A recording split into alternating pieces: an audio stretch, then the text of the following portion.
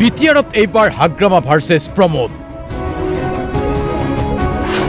হাগ্ৰামা প্ৰমোদৰ যুদ্ধৰ মাজত এইবাৰ ছুইজাৰলেণ্ডৰ যুদ্ধ। হাগ্ৰামাই বুজি নোপোৱা ছুইজাৰলেণ্ড কি বুজাই দিলে প্ৰমোদ বড়োৱে। প্ৰমোদে হাগ্ৰামাক বুজাই দিলে ছুইজাৰলেণ্ড আচলতে কি। মোৰ বড়ো অৱস্থা সেইটো ছুইজাৰলেণ্ডত থাকিব। ছুইজাৰলেণ্ড ইয়াতে বনাব বিচাৰিছোঁ, তাতে যোৱা নহয়। হাগ্ৰামা মহিলাৰী দুটা জন্ম পাব লাগিব, তেতিয়াহে বুজি পাব যে মই কি ছুইজাৰলেণ্ডৰ কথা কৈছোঁ। তো ছুইজাৰলেণ্ডটো মই তাতে যাই ছুইজাৰলেণ্ডটো কোৱা নাই। ছুইজাৰলেণ্ডৰ গোটেই পৃথিৱীৰ মানুহে ছুইজাৰলেণ্ড বুলি ক'লে কি বুজে? যি অঞ্চলটো শান্তি, যি অঞ্চলটো নিৰাপদ, য'ত মানুহে কোনো ভয় শংকা নোহোৱাকৈ মুক্ত মনেৰে মুক্ত মানে বিচৰণ কৰিব পাৰে, সেইটো হ'ল ছুইজাৰলেণ্ড। আৰু হাগ্ৰামা মহিলাৰীৰ দিনত মানুহবিলাকে ৰাতিত ওলাবলৈ ভয় কৰিছিলে, এস্কৰ্ট নোহোৱাকৈ নেতাবিলাক আহিবলৈ ভয় কৰিছিলে। আজি তেখেতে নিজেও মটৰচাইকেল লৈ ঘূৰিব পৰা এটা পৰিৱেশ হ'ল। সেইটোৱে ছুইজাৰলেণ্ড। এই ছুইজাৰলেণ্ড আৰু তাৰ পৰা মই কোদালেদি খান্দি আনি ইয়াতে বনাম বুলি কোৱা নাই। শালবাৰীত প্ৰমোদ বড়োৰ টাৰ্গেট হ'ল হাগ্ৰামা মহিলাৰী। এফালৰ পৰা ক'লে বিটিআৰত উচ্ছেদ নাই, অশান্তি নাই। 2900 কোটিৰ কেলেংকাৰীৰ অভিযোগ হাগ্ৰামাৰ বিৰুদ্ধে। ওলোটাই হাগ্ৰামাই বাসুগাঁৱত কৈছে প্ৰমোদে 5 বছৰত দুৰ্নীতি কৰিছে। এই প্ৰমোদ বড়োৱে যোৱা 5 বছৰত ভাল কাম কৰা নাই। এই আগৰ বিপিএফটোহে ভাল হ'ব, বিপিএফটোৱে ভালকৈ চলাব পাৰিব, এনেকুৱা ভাবি পেলাই চবেই সহায় কৰিবলৈ আগবাঢ়ি আহিছে। UPPLে কোনো অশান্তি কৰাৰ আমাৰ টাৰ্গেট নাই, কোনো হিংসা কৰাৰ টাৰ্গেট নাই। সকলো জাতি জনগোষ্ঠীক এটা নিৰাপদ এটা পৰিৱেশ গঢ়ি নিৰাপত্তা দি আগুৱাই লৈ যোৱাটো আমাৰ টাৰ্গেট। গতিকে আজিৰ সময়ত না উচ্ছেদ না হিংসা, কোনো ধৰণৰ তেনেকুৱা পৰিৱেশ UPPL দলে চিন্তা কৰা নাই আৰু আগলৈও নকৰে।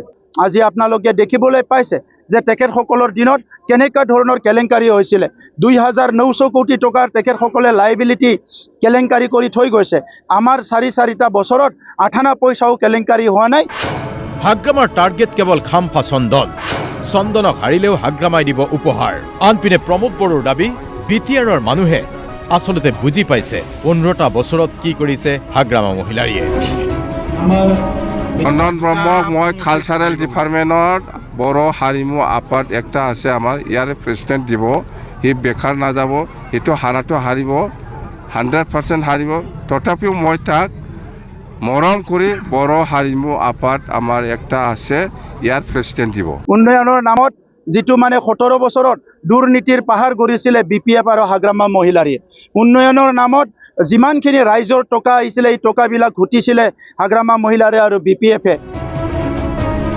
এনেকৈয়ে এতিয়া যুদ্ধ জমি উঠিছে। হাগ্ৰামাই কটাক্ষ কৰিছে UG ব্ৰহ্মক। হেলিকপ্টাৰ উৰুৱাইও মানুহ আনিব পৰা নাই। আনপিনে প্ৰমোদ বড়োৱে ৰাজনীতি অথবা পৰিস্থিতি যিয়েই নহওক শান্তিৰ স্বাৰ্থত কাম কৰি যোৱাৰ UPPL মডেলৰ কথা কৈছে। আজি মই শুনিছোঁ গোৰ্খাৱৰ কিবা হেলিকপ্টাৰ নামাই দিছিল, 1.5 ঘণ্টা ৰখি মানুহ নাই বোলে।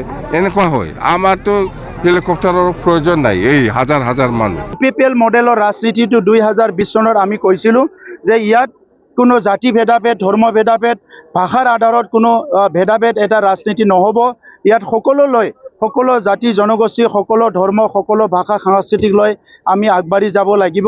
তেনেকুৱা এটা মডেল লৈ 2020ত আমি শাসনলৈ আহিছিলোঁ।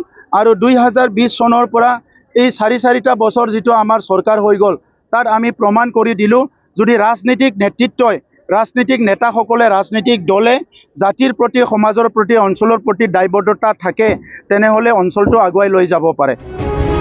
এনেকৈয়ে এতিয়া হাগ্ৰামা মহিলাৰী বনাম প্ৰমোদ বড়োৰ মাজৰ যুঁজখন আকৰ্ষণীয় হৈ পৰিছে। আৰু তাৰ মাজতেই আজিৰ দিনটোত প্ৰমোদ বড়োৱে প্ৰচাৰ চলাইছে শালবাৰীত, হাগ্ৰামা মহিলাৰীয়ে প্ৰচাৰ চলাইছে বাসুগাঁৱত। Bureau report DY 365।